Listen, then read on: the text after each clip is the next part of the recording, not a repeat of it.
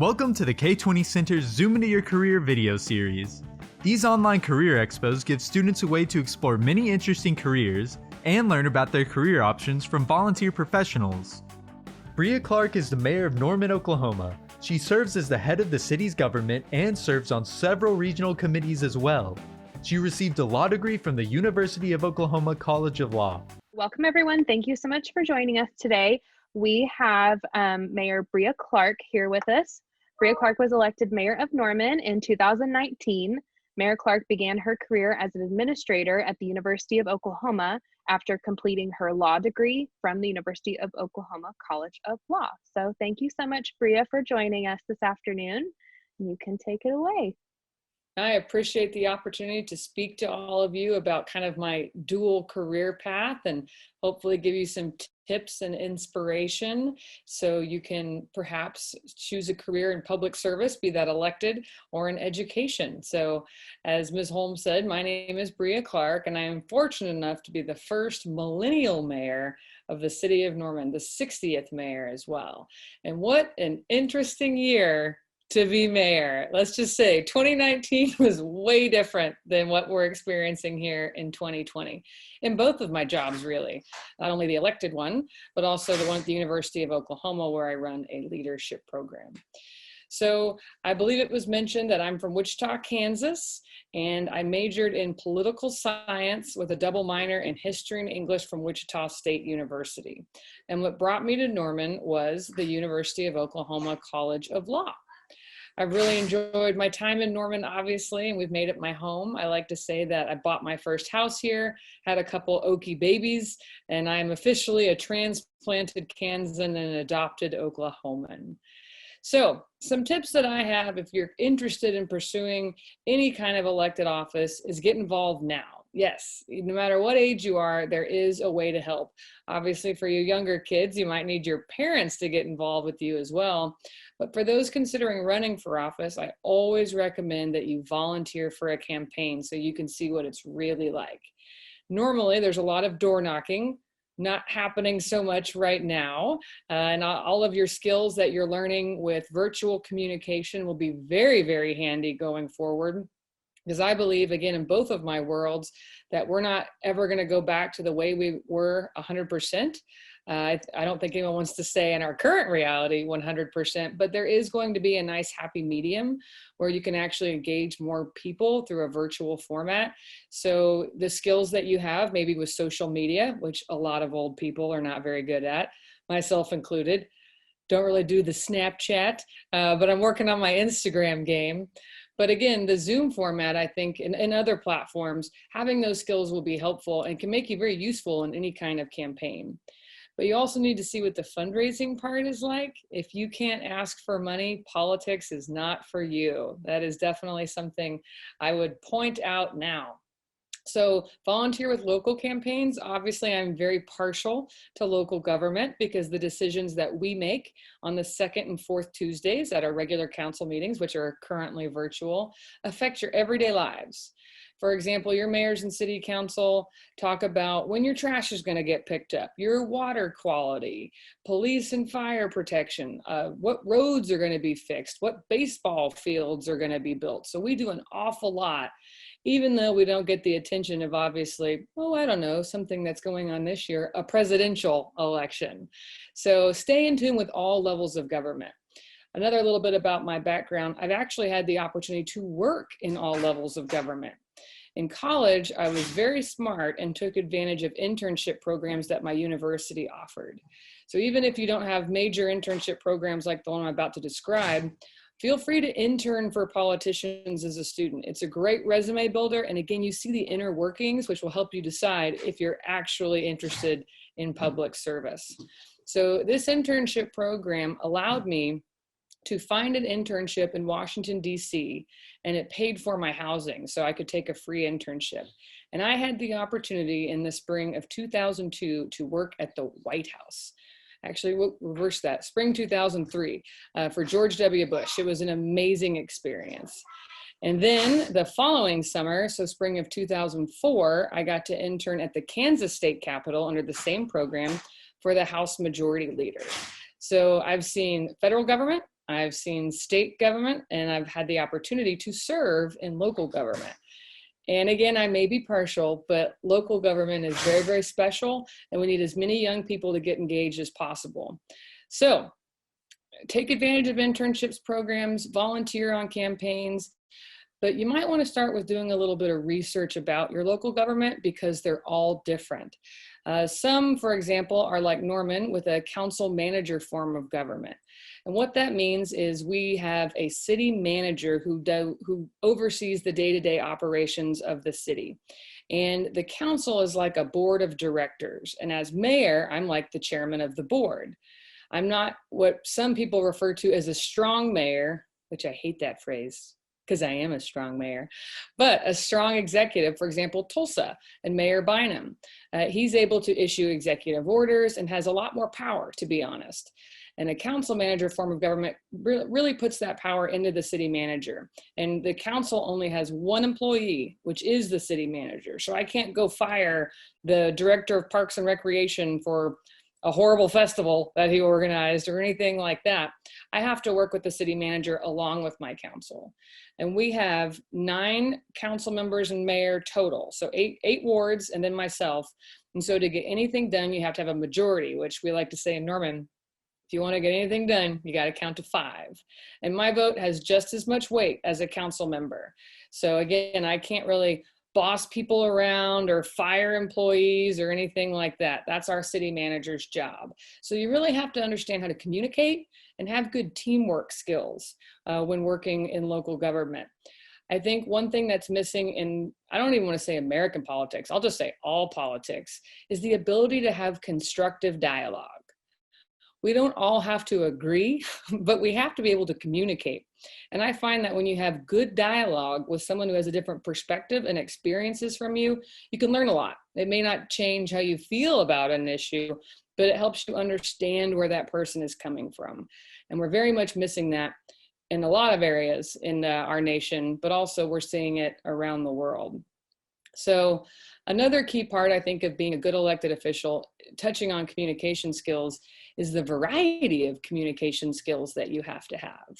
I've had to write letters to the editor for the paper. So having good writing skills, overall English skills is very important. I've had to get a little tech savvy, even though I'm an elder millennial. I'm an old millennial. There you go. I just said it. Yes. So it's been a learning curve for me, but I've learned how to run a podcast and run a Squarespace website to upload my podcasts and social media and all sorts of fun things. And the entire world has gotten lessons in virtual meetings. So being adaptable in that way, but also being able to speak to people. Normally, when you knock on doors, you speak to a lot of people when you're trying to get elected. But then afterwards, you still deal with constituent issues and things like that. So being able to listen and making people feel heard is very, very important. And in terms of collaboration, you have to work not only with your council, but with your community partners. For example, we're working on a new senior center that could be located at the Norman Regional Health System Porter campus. So we have to work with Parks and Recreation. We have to work with our Citizen Ad Hoc Committee. We have to work with the hospital. It's very complicated, but having great communication skills and being quick to respond to emails and being very transparent and honest is a great way to get things accomplished in local government. So that's a little bit about the politics side of it, and I hope you have some questions for me at the end of this so I can clarify anything else that you have. I didn't want to get too far into the specifics of Norman because I know not all of you are from Norman, but I will talk a little bit about my actual career, and I say actual career because it's the one that pays me. For those of you that think I make a living being the mayor of the 3rd largest city in the state of Oklahoma, you are very wrong. It's almost like a volunteer position. I make a whopping $100 a month before taxes. So it's truly a labor of love. But the career that pays me and that I thoroughly enjoy is working with college students. I have the best job on campus, is what I like to say. I get to help people reach their highest levels and goals and fulfill their potential by sharing my network and mentoring and working with companies to create really cool professional development opportunities for them. it's an excellent job. It's in the College of Business. And so if you're looking for a career in higher education, there literally anything that you want to do is there. Housing and food, fitness and recreation, academics, student life, diversity and inclusion, leadership, where I tend to fall, or you could be a professor. But I like to say that the staff at a university are the true heart. Yes, people come there to learn, obviously, but they also come for an experience. And staff is often the bridge between those experiences and what they're going to learn in the classroom. So I ended up, as I mentioned, going to undergrad and law school. And you don't necessarily have to have a law degree to do either of the things that I have found myself in, running for office or being in higher ed. A law degree is an expensive investment, but it's a very flexible investment in terms of opportunities after graduation. And so I find that when it comes to the political world, the critical thinking skills and issue spotting, and again, overall communication skills that I got from my time in law school has been very, very helpful. And honestly, I'll be very frank with you. As a woman, sometimes I have people discount my experience and my knowledge because I'm female and I'm also young. Not to you, but to others, I am young. And so having a law degree, which is a Juris Doctorate, so basically I am a doctor, but on a college campus, I'll never call myself a doctor, but it is a doctorate. And so having, Breea Clark, JD on my signature line has actually changed how people treat me. So it's always good to have education. It's always good to have experience like internships. And these are just tools in the toolbox to help you achieve your own goals, whatever they may be. And again, a law degree is very, very flexible.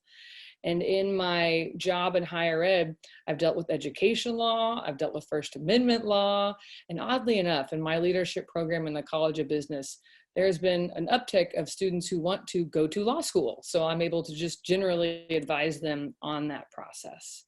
So I hope that was a lot of information that was helpful. I will give you some pro tips that I share with all young people that I have the honor and opportunity to interact with. Number one, be bold. Fortune favors the bold. So go after what you want. Ask for an opportunity. Apply for something you think you're not going to get, because what if you do? That was my whole experience with the White House internship. I was a 19-year-old from Wichita, Kansas with no political background or experience. I don't know what quota I filled, but I'm not complaining. I was bold enough to ask, so be bold. And again, what are they going to do? Say no? You're in the exact same spot you were before. Number two, be your biggest fan. There are enough critics out in the world. Don't beat yourself up if you make a mistake. Try again, but don't make the same mistake twice. Then it's on you, all right? Number three, be prepared. Be it for class, for work, whatever. I think that also helps you be less nervous about certain things, but do your research. You youngins know how to use the interwebs. Go talk to people who have the job that you want. People love talking about themselves, by the way. When we're in a non-COVID world, if you want to say, I'd like to be a police officer, or I'd like to be a college professor, just ask. And again, back to rule number one. What are they going to do? Tell you no? Then you're in the exact same spot you were before. Number four, be kind, not just to others. I believe in the golden rule, treat others how you would like to be treated, but be kind to yourself. Self-care is so important. And I think self-care involves physical health. Make sure you're exercising and eating right. Your body's like a machine, right? It'll work at its best capacity when you take care of it. But also take care of your mental health. I can speak from experience. 2020 has been very stressful. So you got to take care of yourself. You're not going to perform as well as you should in the classroom.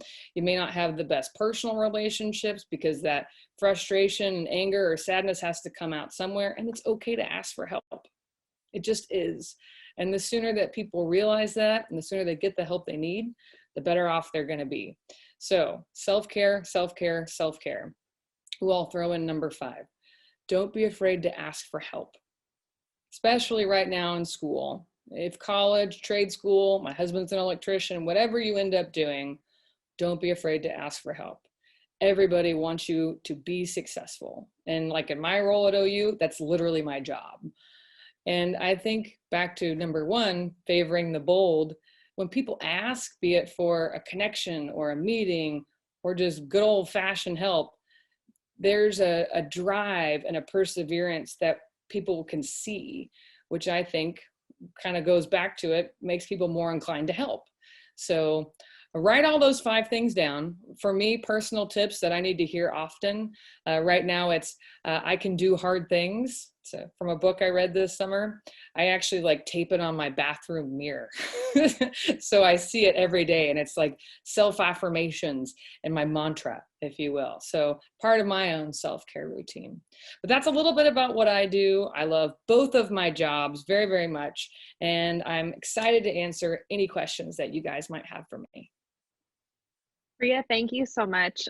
That was a lot of really great information, and I know you've got 2 worlds to kind of talk about within your careers, so it is a lot of information for our students to understand and learn about, but I think it also opens a lot of doors for them that they might not have known were there before.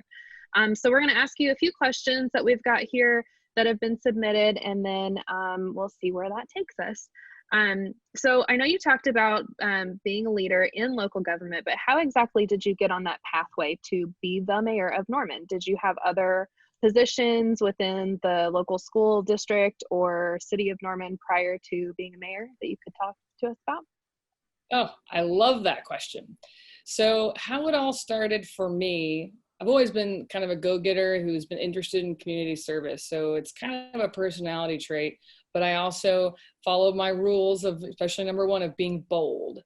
And so how I got there was after I took the bar exam. I actually had my oldest son while I was in law school. Another pro tip, ladies and gentlemen, hold off on the babies if you're planning to go to grad school, all right? It can be done, but it is far more difficult. And I did not enjoy law school, I think, as much as my colleagues did, because I was juggling a lot.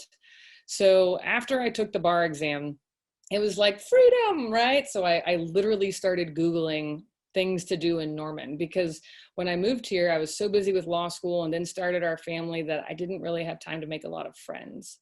And so I found a mom's club. I promise this will all get to how I was elected. It was a mom's club where we attended a walk and talk with the mayor, which was Mayor Cindy Rosenthal.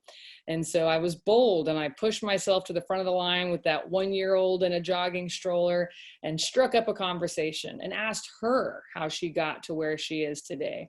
Turns out we went to the same sorority, or we're in the same sorority. We went to different colleges, so we immediately had a talking point. And she recommended I get involved with boards and commissions. So that is something I think, as long as you're you may not even have to be 18 in some cities, but just a resident. And I think a young person's perspective is very, very important. I think diversity is great in terms of gender and race and religion, but also generations, because people just think differently and their challenges are different. And so I applied to boards and commissions, and I was appointed to the tree board because it was the only one that had an opening. And I might be smirking because I'm from Kansas, as I touched on, which is like a prairie. So the tree board was a very educational experience. But when there was an opening on the library board, Mayor Rosenthal moved me over there. And library board, libraries in general, are truly my passion. I think education is the great equalizer, and libraries provide so many free resources and programming. And it kind of fast forward a little bit, I actually got to help pass Norman Forward, which is a quality of life initiative that built new libraries in Norman as a citizen. But then I was on council when the new and mayor for the Central Library when they opened up. So I got to be there for the dedication of new libraries in my city. Like, that will fill my bucket forever. Wonderful, wonderful. So I got involved with boards and commissions. And then I had kind of a dual path. So over here, that 1-year-old in the stroller is now going to elementary school. And I was so excited to be a PTA mom. I kept harassing the principal of when the PTA was going to start because it was a brand new school. And I heard, well, Breea, I'm really busy. Why don't you do it? I said, okay. So I figured out how to start a PTA in Oklahoma and became president of the brand new PTA at Reagan Elementary. And then from there, I started getting involved with Oklahoma PTA. And PTA, by the way, is the oldest child advocacy organization in the nation. I know there's lots of stereotypes about 50s dances and bake sales. And we do that as well, but we also advocate for change for young people. I actually got to be involved with changing the standardized testing for students here in Oklahoma when I was involved in PTA. So that was really neat. So the PTA Council in Norman, which is like kind of an umbrella that organizes all the units in one city, had gone defunct at some point.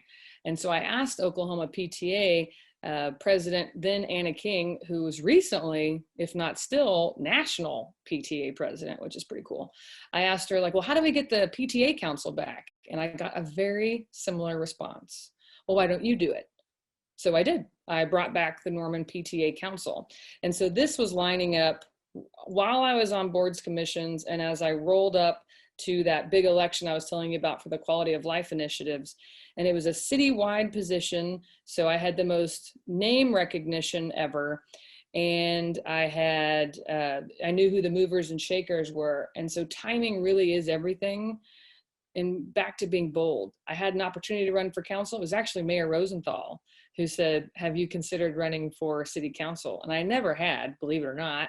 But once you did, of course, it was in my head. And so the timing was right. We did have a second son who was 1.5 years.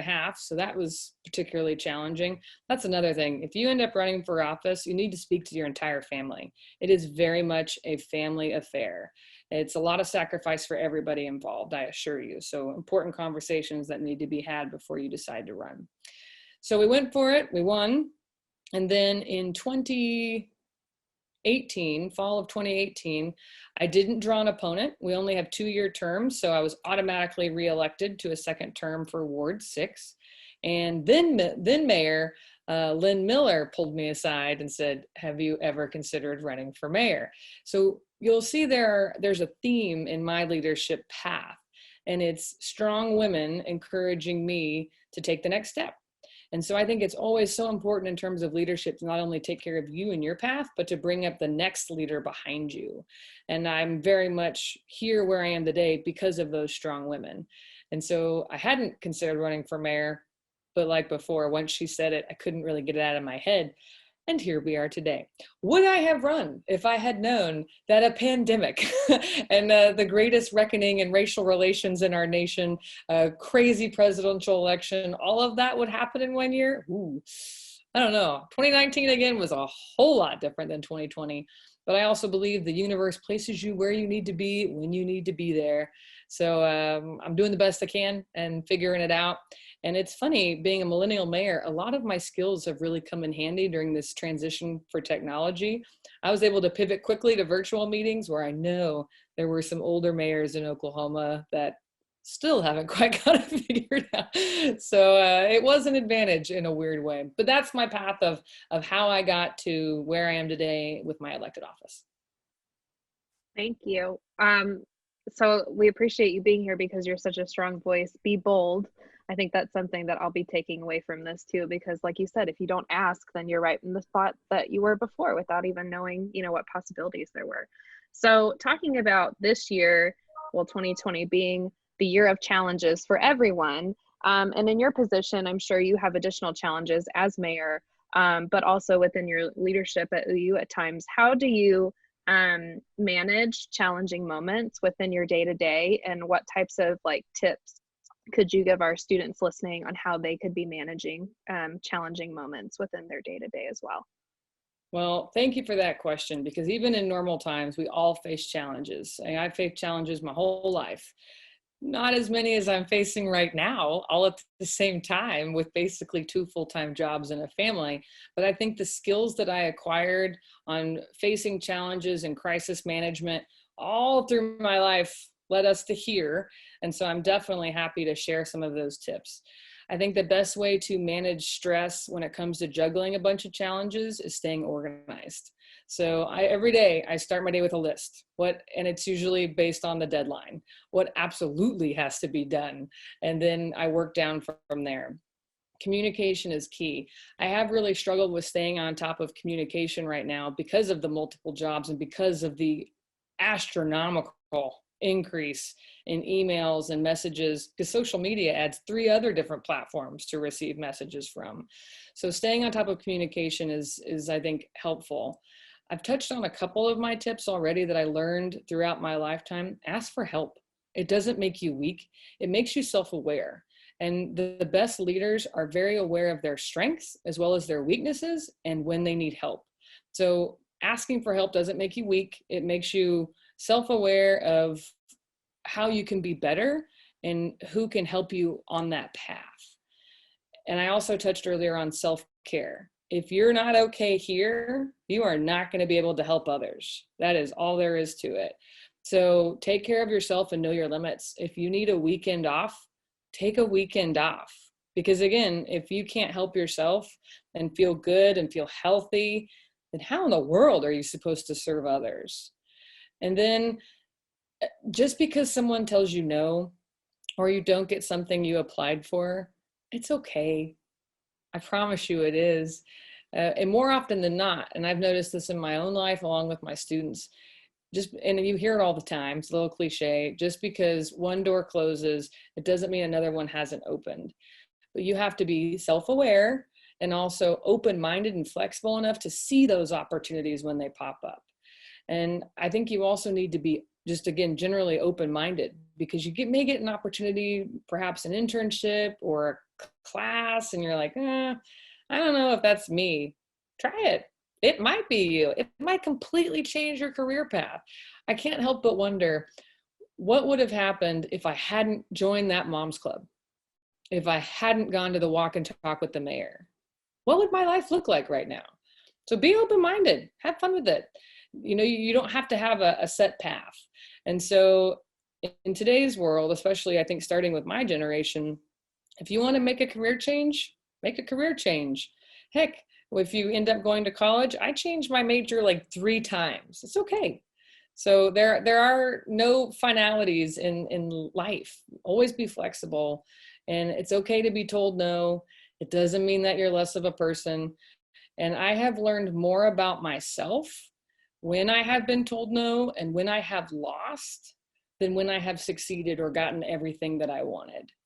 And if you did get everything you want and everyone always told you yes, what fun would that be? It'd be boring. So see the opportunities in every challenge and know that I don't think there really are failures. For me, the only failure is making the same mistake twice. I touched on that earlier too. That's on you at that point. We're all allowed to make mistakes, but repeating the same one multiple times is on you. But learning from your failures, seeking opportunity, taking care of yourself, asking help when you need it, being human and being vulnerable aren't weaknesses. Not at all. I think they're strengths.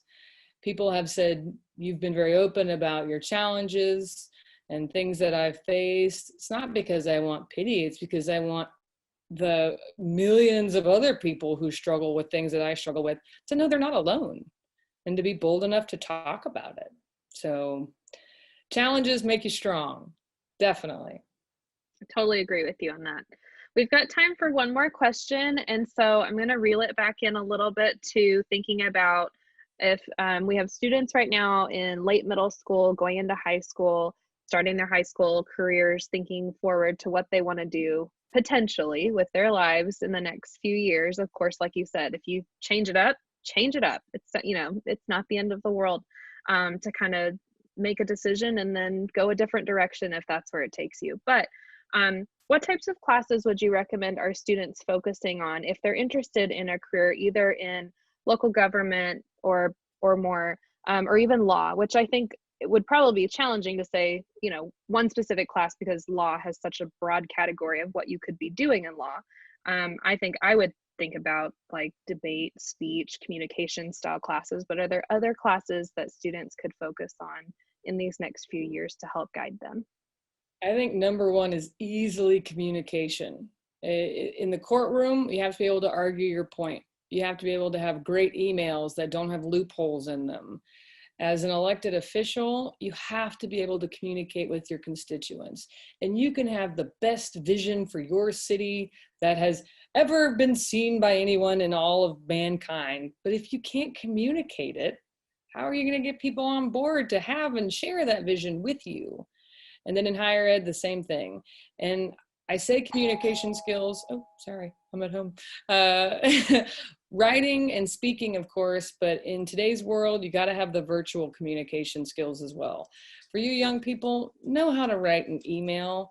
And I always err on formality. For example, when I get emails that aren't capitalized and people refer to me as Breea, and I've never met them before.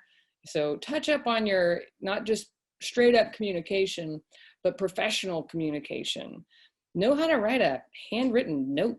Nobody does that anymore. You want to talk about standing out? Write a handwritten note. I promise you that will do the trick. Other classes that I would take, I would definitely learn another language. I'm working on French right now. I took it up in high school and college, and like most Americans, didn't really need it, and so I didn't really pursue it. And then I went on a visit to our sister city in Clermont-Ferrand for our 25th anniversary. Like I said, 2019 was way better than 2020. And I was amazed at how much of the language came back to me. And so I would definitely recommend expanding your cultural horizons and learning another language. I think in terms of learning more about other people, especially if you want to be an elected official, take a religion course.